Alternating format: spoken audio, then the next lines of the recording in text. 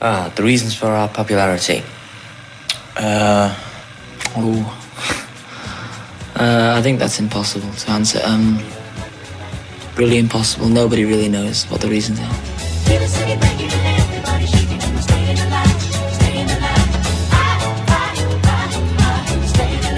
The Bee Gees. They're more than a flourish of falsettos.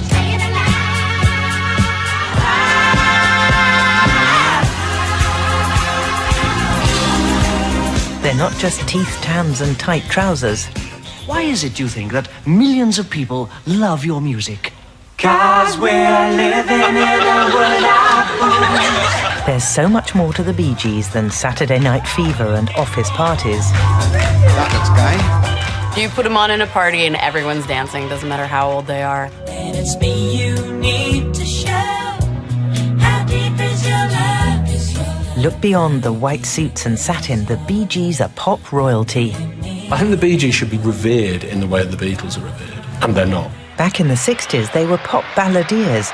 The Bee Gees were heartbreakers.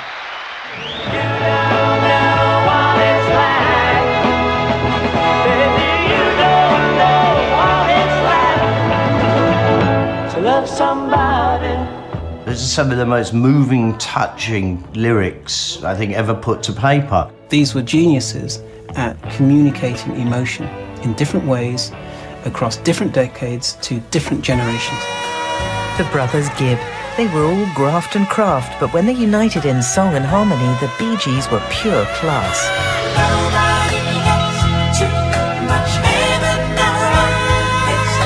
Creating these melodies like spun gold out of the thin air, how they do it is extraordinary.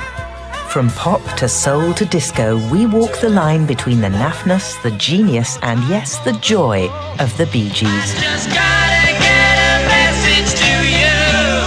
Some of our songs I never really want to listen to. And some songs I think, oh, boy, that was a good record, you know. How did that happen?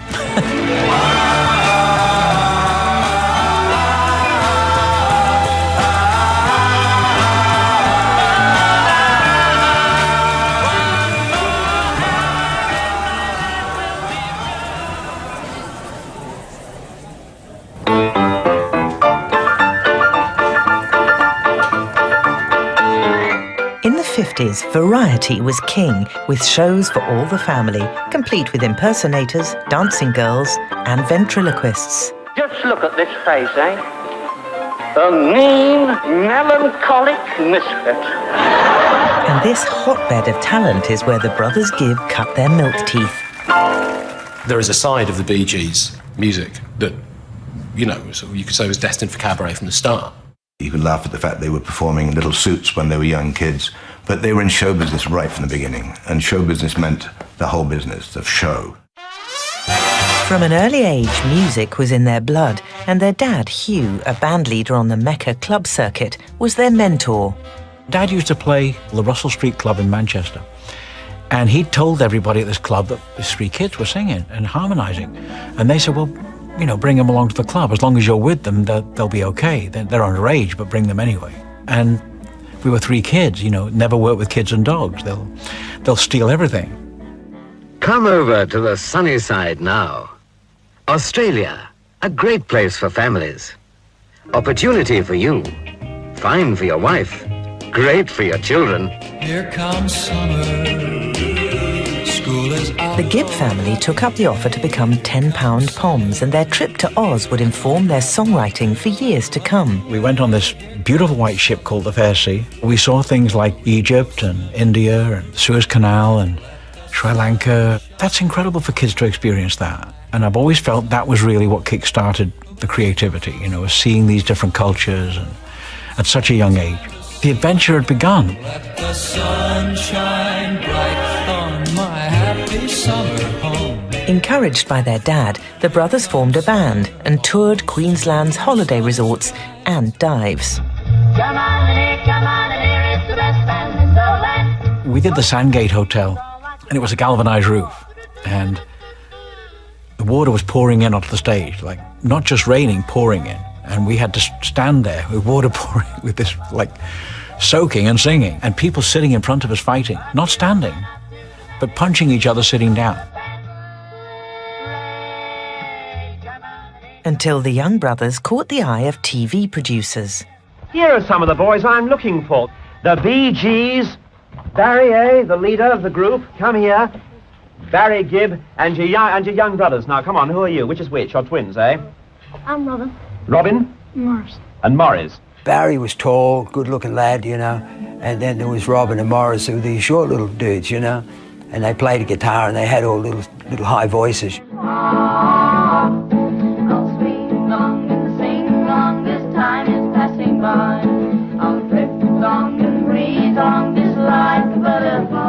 They were looked upon as more of a novelty act, you know, and people realised their talent, but they just weren't taken all that seriously.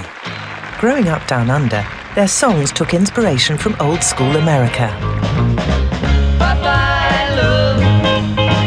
Bye-bye, happiness. In cut looks and harmonies, they harked back to the 50s. Wine and women and song only make me sad. Love and kisses and hearts, nothing I ever had. Until they were inspired by only the biggest band in the world. What a day it was at Adelaide Airport. Arriving to meet the citizens were John Lennon, two other Beatle regulars, and Jimmy Nicol. I see, it must be ashtray out here. Paul, what do you expect to find here in Australia? Australians.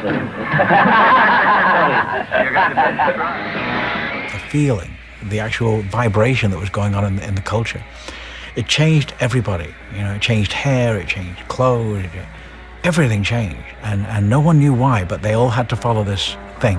Where is the sun that shone on my head? Spicks and Specks was the first record. It went to #1 in Perth.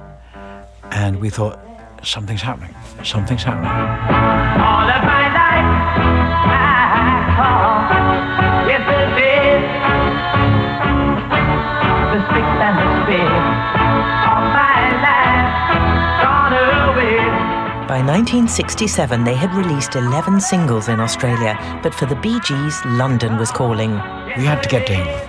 We had to be a part of it. And I remember my father and I was having a really big argument with the executives at Festival Records because we didn't want to stay. We had to make it internationally one way or another. We knew that in some way that was our destiny. Let me take you down, 'cause I'm going to Strawberry Fields. When we arrived in England was the week of release of Strawberry Fields. And that was a shock to the system, everybody's system, you know, and Penny Lane. And that was the drive. Oh God, you know, they've raised the bar again.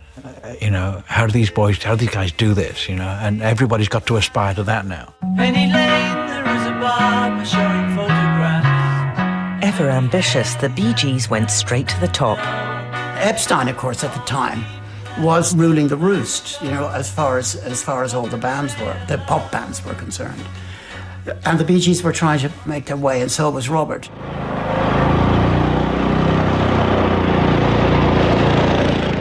Epstein passed them on to his Aussie business partner, impresario Robert Stigwood. He heard them singing on the steps outside his office and thought he'd found the new Beatles. And of course, people probably laughed, as they do. There we were, going to NEMS, being signed to NEMS, being signed to the Beatles organisation, and being in those offices while the Beatles, one or the other, would walk through. It was just incredible. The Bee Gees are one of those bands that could, without Robert Stigwood, could have easily never been anything. In anybody else's hands, you may never have heard of them again. In 1967, the Beatles were it, and the charts were full of male beat groups. No milk today, it wasn't always so. The company was gay. With the Fab Four as his template, Stigwood wanted a four-piece band, so he roped in another Aussie with boyish good looks, Colin Peterson. But the brothers Gibb didn't stop at four. Morris owed me $25. So he said, but no, we haven't got any money either, mate. We're just arriving with skin as well, you know. We've just been signed up by this guy called Robert Stigwood. And so why don't you come and play guitar? I was really not wanted. It was only Barry that said to Robert, we want Vince to be, you know, a full member of the band. And I became a Bee Gee. With all 5 Bee Gees in place, the boys now had to deliver the hits. That was the highest point of pressure in our lives, was how do we have a hit in England? How do we do that? And their first single chose an unlikely inspiration. Just after 9 o'clock this morning, as prayers were ending at Panglas Junior and Infant School, this mountain of cold slag, half a mile high, began to slide towards the little town of Aberfan. We went out and sat on the stairs where the elevator was, and the power went off. And so in the dark, we sort of proceeded down that path. The idea that you could be in a mine and that you could be isolated and not know what's going on outside. In the event of something happening to me, there is something I would like you all to see. It's just a photograph of someone that I knew. Have you seen my wife, Mr. Jones? With their eyes on the US, Stigwood and the record company changed Have You Seen My Wife, Mr. Jones to New York mining disaster. At the time, I think they were different. I think, what's he singing about? New York mining disaster? It's a strange subject for a song. The whole content of those lyrics are quite unusual. That's one of the main songs that will bring tears to my eyes. Their songwriting is absolutely from the heart. It's wide open and exposed, and that's exactly why I love them. That's brave beyond belief. Or have they given up and all gone home to bed, thinking those who once existed must be dead? Have you seen my wife, Mr. Jones? They proved they were original songwriters, but it didn't hurt to sound like the Beatles. When New York mining disaster came out in America, a lot of people thought it was the Beatles. I think they're always seen as arrivistes as well, the Bee Gees. They're kind of people that are doing something that people view as sort of ersatz. Barry is a great sort of pastiche of John Lennon's songwriting style. It makes me think of Oasis, because they're trying to do something similar. They're sort of copying the sort of the kind of way that Lennon writes songs, but he does it incredibly well.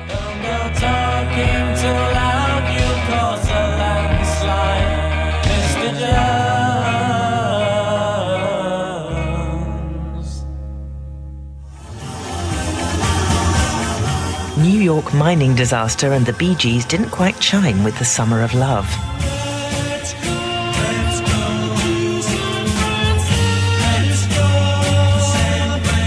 So the brothers sought solace in soul. Robin's favourite artist and my favourite artist was Otis Redding. It was never outside of our system. It was always something we loved anyway. Sam and Dave, Stax was very deep inside us. We weren't getting the opportunity to bring those things out because of the whole psychedelic syndrome and the idea that we had to do what everyone else was doing, which was to be something like the Beatles. That was the way out for us, to be influenced by American music. We sort of found something, and that was the idea of the emotional ballad. The idea of that was really working for us.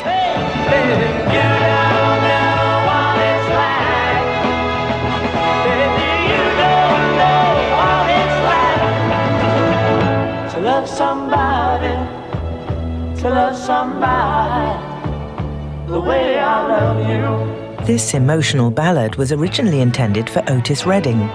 They were approaching it thinking of a soul artist, but there's something about the Bee Gees' delivery which accesses that emotion, but not the way a soul artist would do that. I'm a man, can't you see what I am?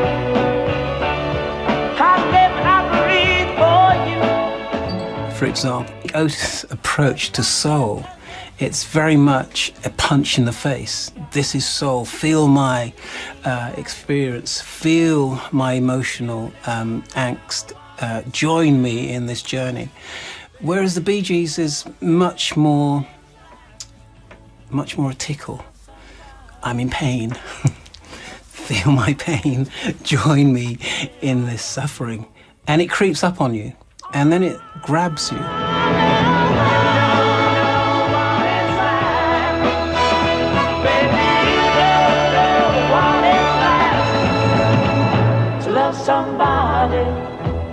to love somebody the way I love you. So songs of experience, you know, the kids writing these sort of songs that sound like they were written by, you know, sort of middle-aged men. It's this sort of, that's quite odd. So while the hip kids were being far out, the nation was listening to the Bee Gees, and by September 1967, they hit the top of the charts. It was really an anti-Flower Power song.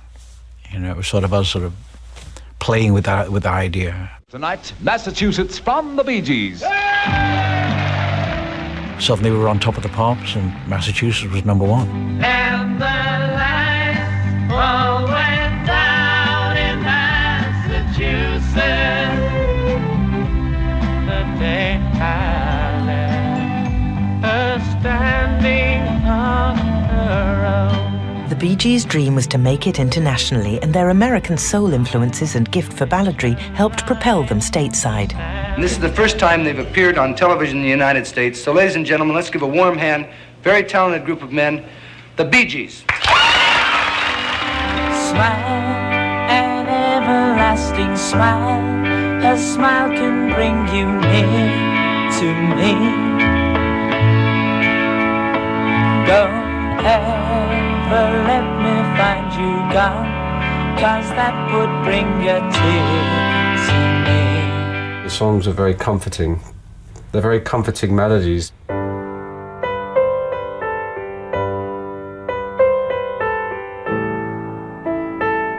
And then it does the same shape again, but it finishes it differently. So the harmonies are always moving and the melody is always moving, even though it's incredibly simple. But you're not bored by the simplicity because it's always changing. It's only words, and words are all I have to take your heart away.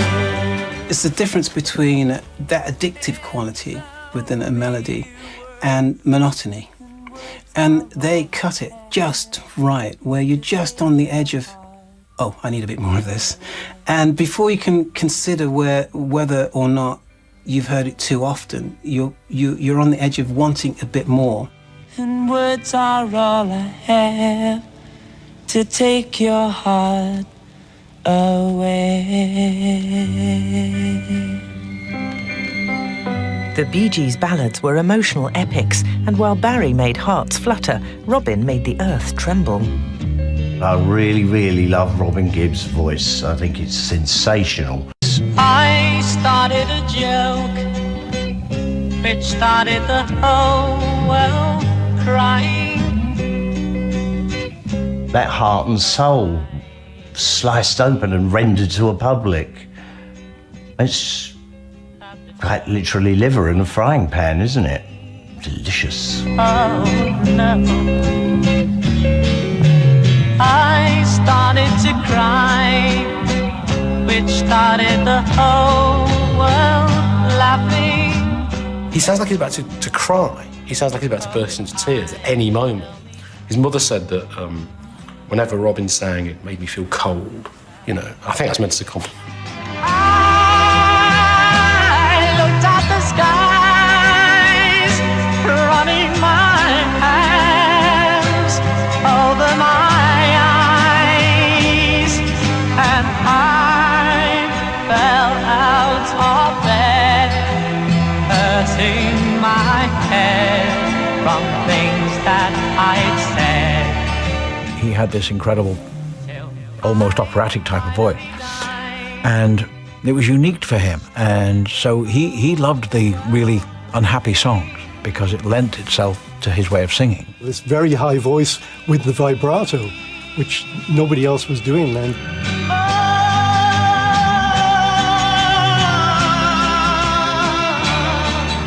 And when the voices of Robin, Barry and Morris came together, it was a magical blend. What is unique about their vocal harmony? It's something that only the Bee Gees, the Beach Boys, Everly Brothers, sibling harmonies. It's a very unique sound, and it's almost impossible for any other act to achieve that sound. I just gotta get a message to you.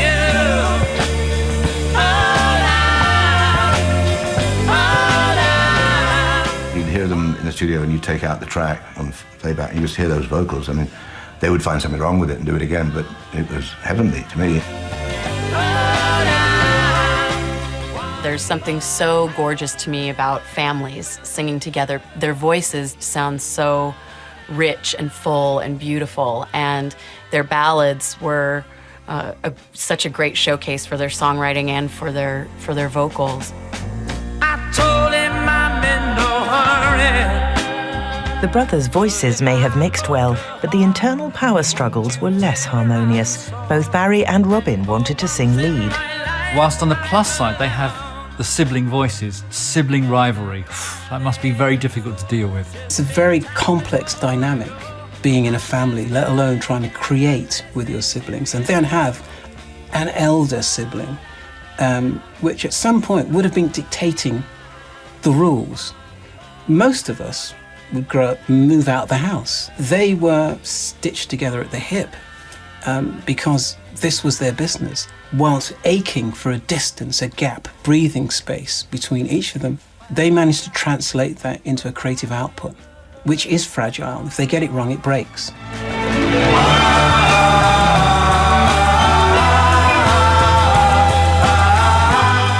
But for the moment, the brothers stayed united, and they were unaware just how big the band had become in Europe. The Bee Gees, the most exciting sound in the world. It was the first time we'd ever seen 20,000 kids in one place. I remember that car got crushed. We were lying on our backs pushing the roof up. So it was, pretty hairy. But all we could think was, wow, just like the Beatles. The desire to top the Beatles spurred them on, and the band's 1968 tour featured a 16-piece orchestra. They could show to the audience that they could do live what they could do on record. And believe me, they did do it live. It was as good, every bit as good as the actual record.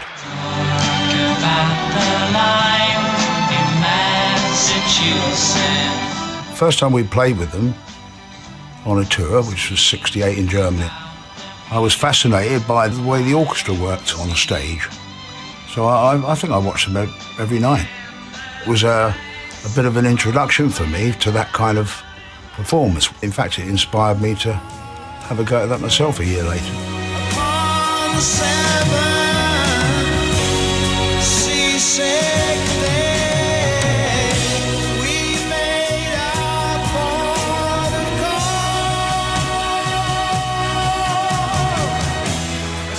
The Bee Gees had hit upon a winning formula, but their albums proved they were unafraid to experiment in the studio.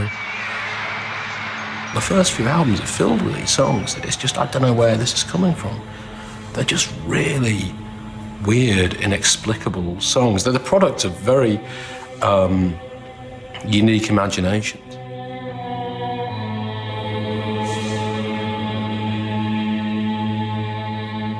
They came right out of left field. Colin and I didn't know where they came from. They were writing at incredible pace. I mean, it was just flowing out of them, because things were going well. If one of us had an idea, we would all jump in and stretch that out and make that work. And the guys used to just come up with songs like Pick 'em Out of the Air. It was a sense that we psychically knew where each other was going because we knew each other. And the greatest thing about songwriters and why they don't last is because you have to be in the same zone. Nobody has the relationship or has had the relationship the three brothers had.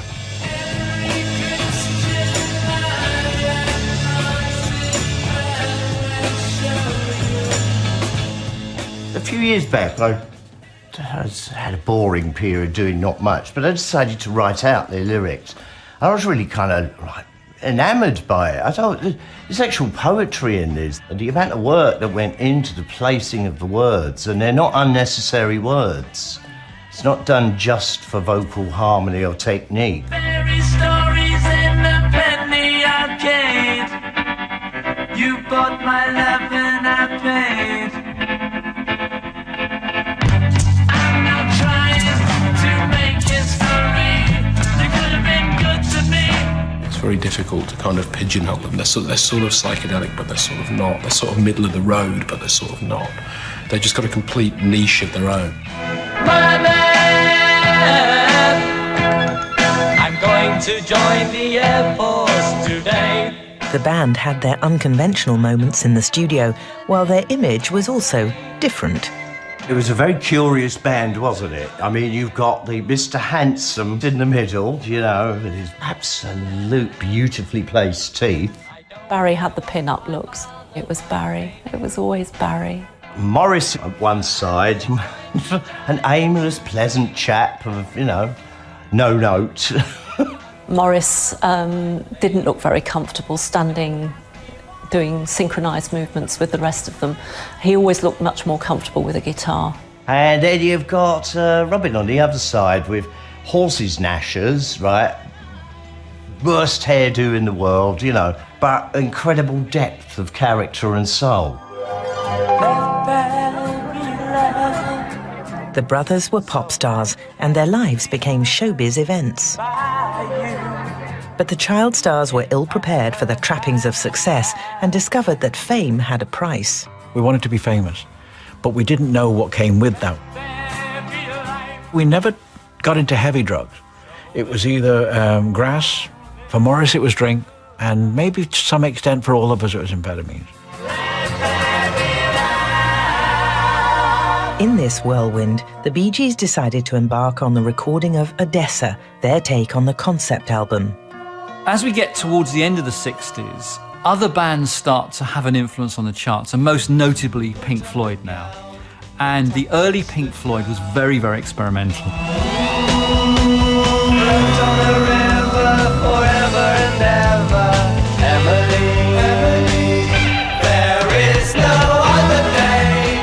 Odessa, I would say, is probably their nod to a psychedelic Pink Floyd, just a nod in the right direction, because they weren't a psychedelic band. Who is the girl with the crying face, looking at millions of signs? Fame, ego and excess were now getting to the band, and the Bee Gees seemed to be losing direction. Odessa is a very difficult record to pigeonhole. It opens with the title track, it's written by Robin, and it's just insane.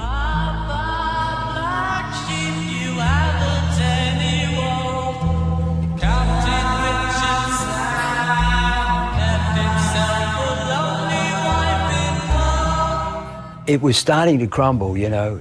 There was, unfortunately, it was so sad. This beautiful thing was falling apart. Stigwood made a fateful decision on the next single and chose Barry's song as the A-side, leaving Robin on the flip side, which was to tear the band apart. When I was small and Christmas trees were tall, we used to laugh while others used to play. I didn't make the choices about what the A-side or B-side were. I used to hear these things third hand, second hand.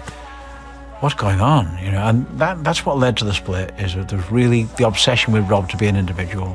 I sensed that it was all over, and I said to Colin, I told Colin Peters, I said, mate, it's time to bail out, you know. And Colin said, no, it's fine, it's all great. I said, well... We didn't feel like we were out of sort. We were quite happy. Okay, we'll do this, make a bit of money and put some food on the table.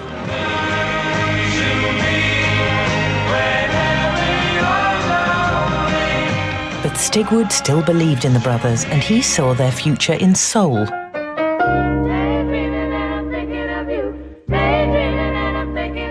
Who better to take them there than Aretha Franklin's producer, Arif Mardin?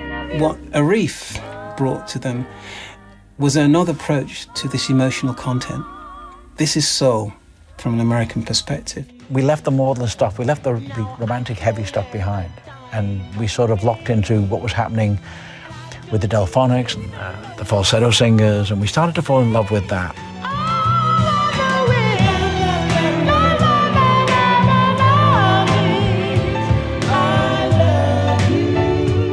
This is the American thing, this is the black thing. We've got this male falsetto singing a ballad, and he's not a eunuch. This is a regular guy, albeit in tight trousers, delivering a song which is emotional.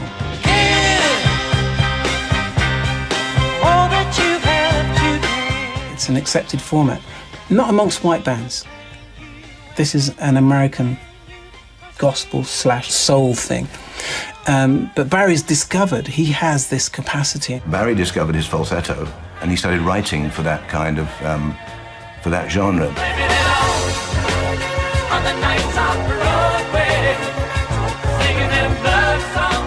I thought, okay, I don't mind making a fool of myself. So I went out and did that, and everyone went, oh, my goodness. That opened up the Pandora's box, because suddenly there was a sound on there that was magnificent. It wasn't an attempt to deliver American black music. It was an attempt to be, I think, to be comfortable within this new space.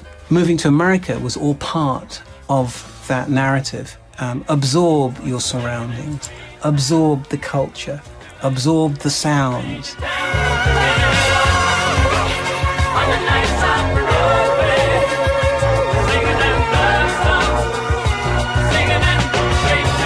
Arif helped them define the elements of the new Bee Gees sound. During this time in the studio, Barry not only discovered his falsetto, but in 1975, the Bee Gees locked into their groove. When you looked at the charts at that time, we think, well, what are people really going for? And people wanted to dance. So it's this story that's told, they're driving on the railroad track. There's some sort of legal requirement that every time one of the Bee Gees was interviewed, they would mention driving over. It would go click to click to click, click, click, click, click, and then it would stop. And every night we'd go over this, and it just started to stick in my head. That became the intro to Jive Talking.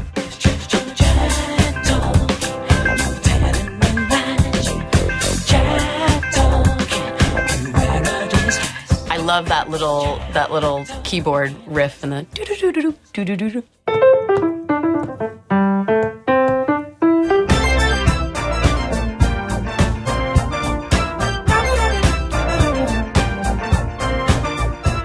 Little hand clappings. Doesn't get better than that to me.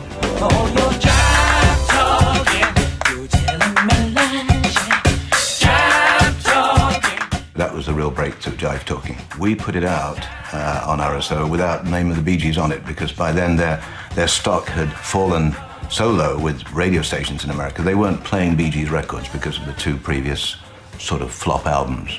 And within hours of the record landing at all the radio stations, they were calling in saying, "Who is this? This is amazing."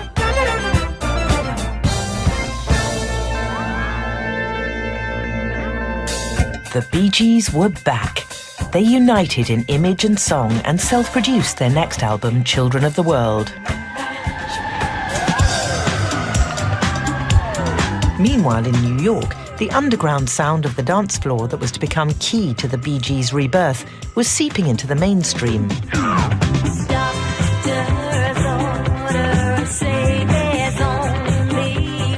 Disco used to be the black, Hispanic and gay subculture, dancing at night to be able to cope with the daytime in a bankrupt and decaying New York. One of the things that makes disco music, a lot of disco, incredible, is there is a sort of ineffable sense of melancholy at the centre of it. Obviously, the Bee Gees were perfect at that. They were big on sort of melancholy ballads. There's something, just that sort of ineffable sense of melancholy. They get it perfectly. You Should Be Dancing is the first point at which they start to discover the full-on disco sound. They started to do a songwriting session of which that would form the basis of what became the Saturday Night Fever project. Mine was the little repeat echo. Why'd you do that on your back?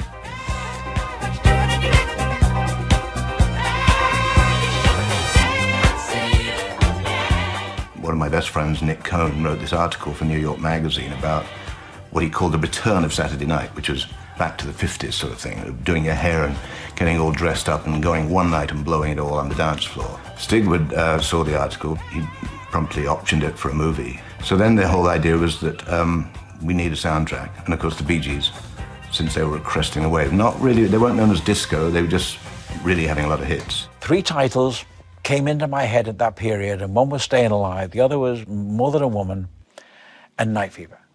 And Robert Stigwood called up and said, have you got any ideas for the title of the film? So I said, well, strangely enough, I got a title called Night Fever. And Robert Stigwood said, well, yeah, that's okay. He said, but it sounds a bit pornographic. So, while Stigwood pondered over the pornographic connotations, the Bee Gees took inspiration from an easy-listening classic, Theme from a Summer Place.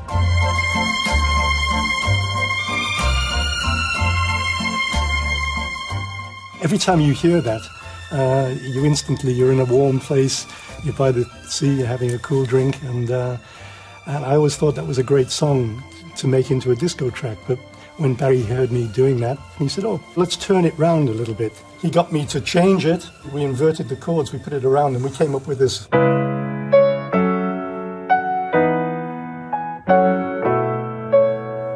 We recorded the song, and it was Night Fever.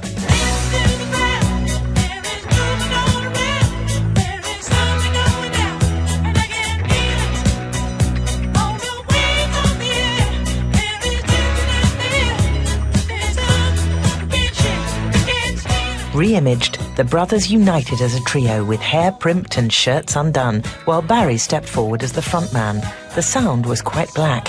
The clothes were often white. When we look at how the Bee Gees were represented, this was a new unit, and suddenly we have a band where they all look the same. We have a band that look like something that comes out of the Bronx. Something that is a combination of influences that might hark back to the film Superfly.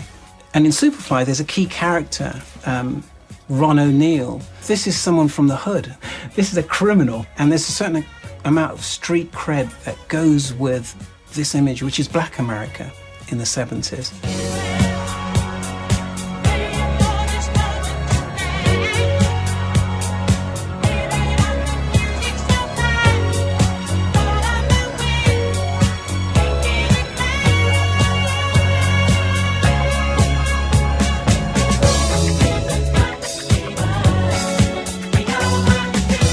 If you put it in context of the time, in the 70s we'd got the Professionals and we'd got Sweeney rushing around, bashing people up. You pillock! One more word from you and I'll neck you. And then you've got these beautiful men in gold satin singing about impossible love and broken hearts and looking wistful. How deep is your love? Is your love? How deep is your love? I really mean to love. When John Travolta strutted through the Bronx in Saturday Night Fever and the Bee Gees' music was married with celluloid, the woman's man was born.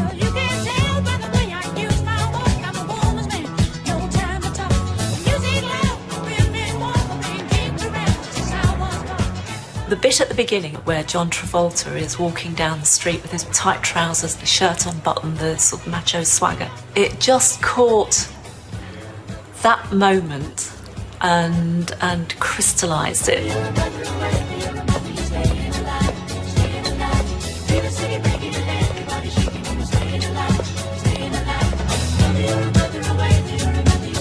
Their images merged and the Bee Gees and Travolta went global.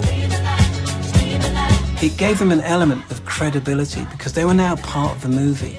This is an immaculately clean-cut set of individuals. So this is mass appeal now. To be a young woman in Leicester and see that on a cinema screen was to be, in a way, exposed to Studio 54 and all that glorious decadence. We were looking for hedonism and some glamour and some excitement that wasn't making us think too hard.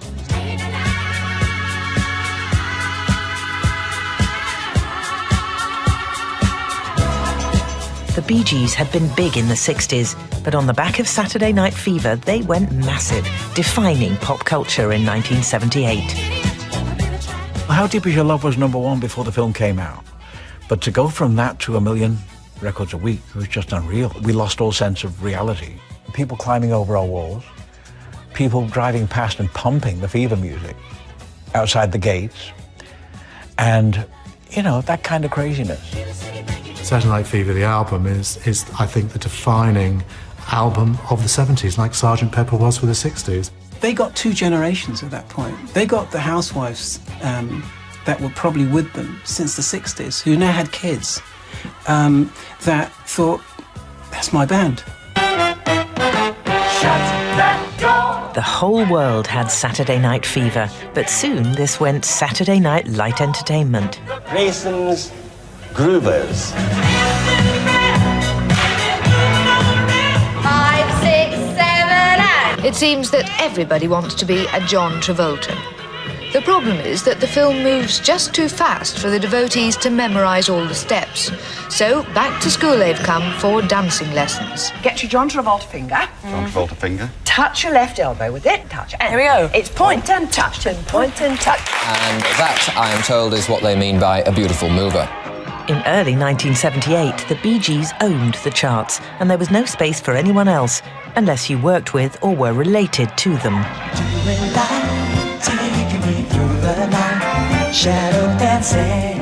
Their number ones were gazumped by number ones of other songs that they'd written or produced. If I can't have you, I don't want nobody, baby. What's amazing with the Bee Gees, they write songs, we record it, and they'd be great, and then suddenly we say, oh no, it's not good enough, and push it aside.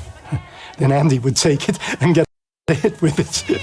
The Bee Gees continued riding the crest of the disco wave and hit number 1 again in 1979.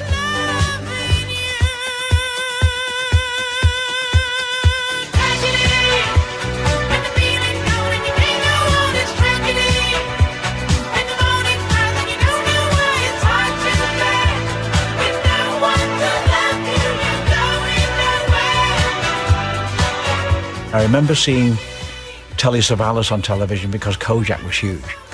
And his comment was, you know, like everything else, this bubble will burst. And I always kept that in my head. You can't have that kind of success without criticism, and it's something we had to learn. And we did. The backlash against disco was already beginning because it got really bloated and really big really fast. And I think the Bee Gees were kind of seen as the apex of that bloat.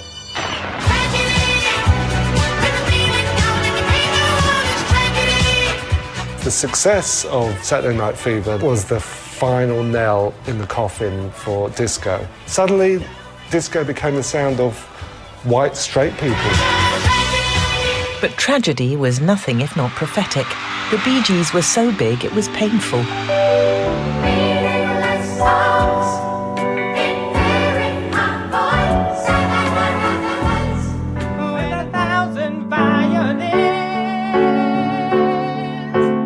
Richard Curtis and I wrote this song, which was sort of a Mickey take of the Bee Gees.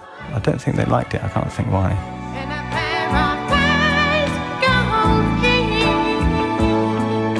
What encapsulates Medallion Man was the cover of Children of the World album.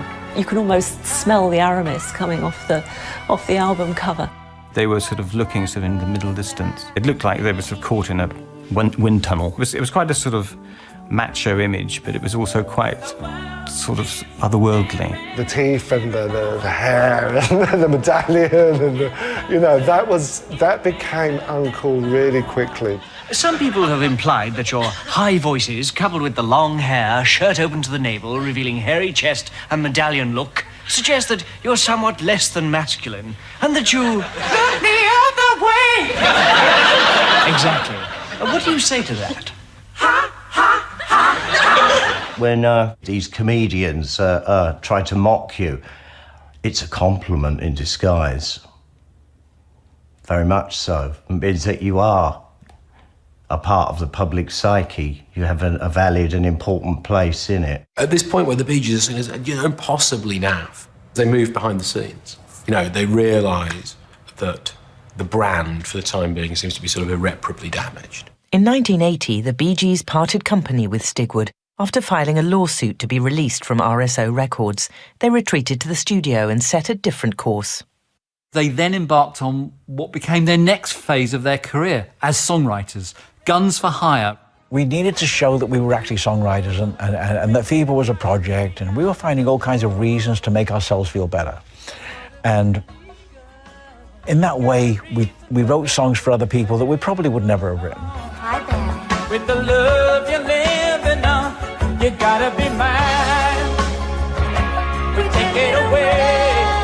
I was so nervous about working with her, I called Neil Diamond and said, what's she like to work with, you know?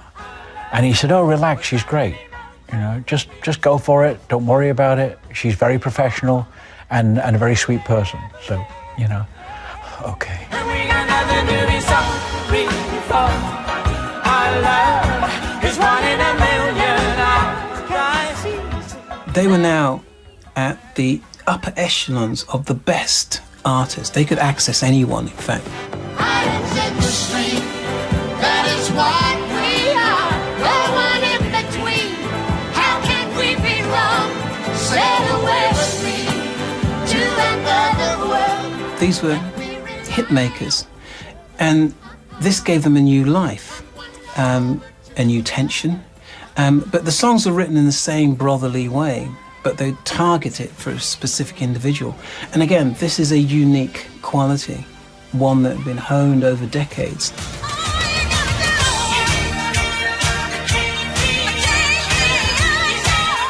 It just goes to show you that the public image of what the Bee Gees were has no relation to the kind of quality of the music. And if you divorce the music from that, people will still buy it. After spending 6 years catapulting music's biggest stars back to the top, by 1987 the Bee Gees were ready to relaunch. The Bee Gees are still going strong, and yes, I do remember them. Just their new album ESP is their 25th LP in a recording career that spanned nearly as many years. You Win Again is the 50th single from a songwriting trio whose material has been covered by over 100 different artists.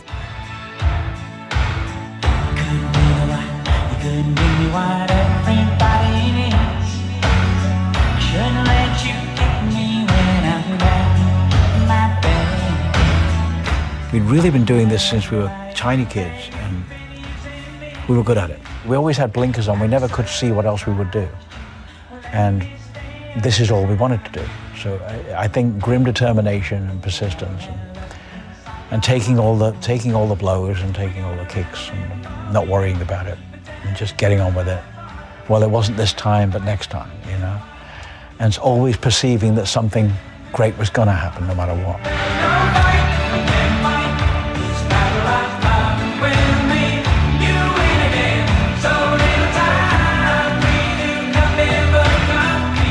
By the time we get to the 80s, it is a much more mature Bee Gees that we see on stage. They've done it all. There's an audience that has grown up with them now as well, that has stayed with them. It is an older audience.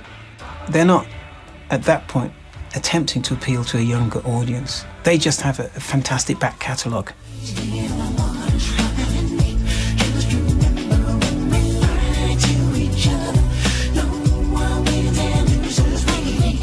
We were no longer kids. We were no longer something that could really appeal to kids. Money never really was an issue for us. It was really about being famous. The feeling of fame was our big money.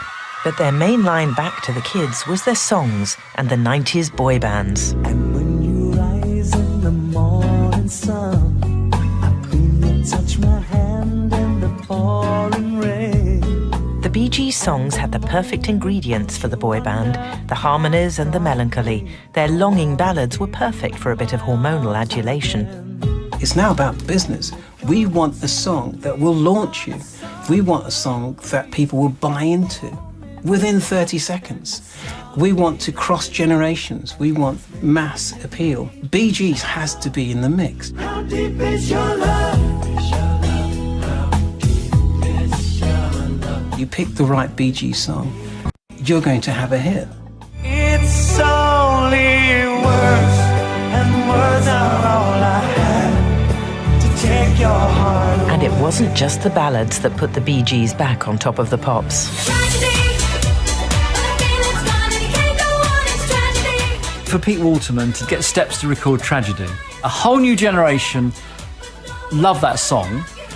It was a big hit first time for the Bee Gees, but it became an even bigger hit second time. And there's few examples where the cover version is a bigger hit than the original version. It did nothing for their credibility because, to be honest, I mean, that, you know, forgive me, Steps, but it's a karaoke wedding sing-along version. The Britpop era is the sort of era where people should have gone, bloody hell, have you heard these early Bee Gees? They should have been sort of hoisted up as an example of kind of classic 60s pop music in a way that all sorts of other things were during the Small Faces or whatever. And then it just weren't. They absolutely weren't. And it's because Steps have covered tragedy and, you know, it's seen as to do with the naffest of naff pop music, which is just sort of desperately unfair, really. After the years of ridicule, the Bee Gees were still going strong, and they charted yet again in 2001. But it was to be their last hit. I've seen this story, I read it over once or twice. I said that you say a little bit of bad advice. I've been in trouble, it happened to me all my life. In 2003, Morris died, and the Brotherhood was torn asunder. There's a light, certain kind of light, that never shone on me. Morris dying, that was a real shock to the whole family. And it took a long time for us to get past that. After Morris's death, Barry and Robin rarely performed together. And with Robin's untimely death in 2012, Barry remained alone, the last brother standing. I have very vivid dreams of my brothers. You know, it's like you actually see your brother and he's talking to you the way he always did. And you wake up and you think, God, that was so real. You know? He wanted to go on stage and I was up for it, and that was the dream. You know? To love somebody the way I love you. And it's me you need to show. How deep is your love? Is your love? The Bee Gees gave us 4 decades of hits. They were so much more than cool. 'Cause we're living in a world of Songs and melodies that last, that outlast the genres they were written in, like disco or R&B or anything. I mean, they are timeless. They were masters of melancholy and gave us some of pop's most moving moments. I just gotta get a message to you. Hold on. The delivery is so honest and heartbreaking. You have to be a brick wall not to let that affect you. They were able to connect and speak to you directly in the lyrics on an emotional level. And that is how I began a relationship with the Bee Gees. But at the time, I would never say I was into the Bee Gees because they were not cool.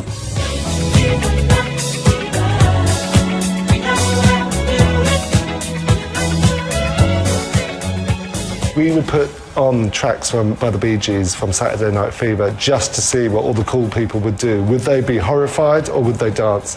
And when I put it on, everyone was horrified.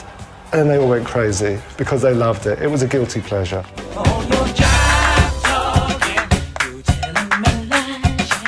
I think the Bee Gees have always had secret cred. They've always been one of those bands. It's not like cool to be like, yeah, Bee Gees, man, that's my jam. But they have a massive respect.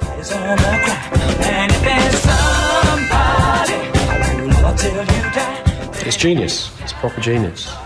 It's being one of the greatest songwriting teams ever.